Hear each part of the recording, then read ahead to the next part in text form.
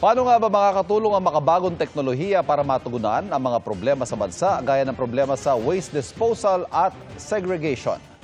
Yan ang ibinida ng mga estudyante sa ika-10 Philippine Robothon na tinutukan ni Nico Wahe.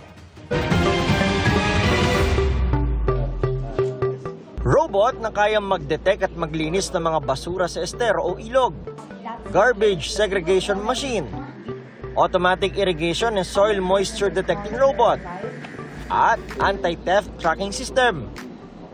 Ilan yan sa imbensyon ng mga estudyante mula sa 38 eskwelahan sa iba't ibang bahagi ng bansa na ibinida sa 10th Philippine Robothon. Layo nitong solusyonan ang mga problema sa bansa gamit ang makabagong teknolohiya. Sa innovative open category, ibinida ang imbensyong ito na kung tawagin rotoscope na gawa ng mga taga-Malolos. It's a water robot, as you can see. Its two main functions are to collect garbage and to serve as surveillance. Pwede raw nitong linisin ang mga estero at ilog at tanggalin ang mga basura sakaling may baha. Kasabay nito ang pagkakaroon ng kamera na makatutulong sa rescue operation. Problema rin sa basura at internet connection ang focus ng Project Hope ng mga taga-Balayan, Batangas.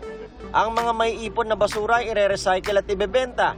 Ang mapagbebentahan nito ay idodonate sa kanilang eskwelahan. Nagtagisa naman ang mga estudyante ng primary at middle school, junior at senior high sa mini robot challenge category. Each robots must perform individual tasks in sequence or missions. In here, it demonstrates how this robot can automate on an agricultural setting. Mula sa kunwaring paglalagay ng tubig, paglalagay ng fertilizer, hanggang sa pag-harvest ng crops gamit ang kanilang mga robot. Para sa GMA Integrated News, Nico Wahe, nakatutok, 24 oras.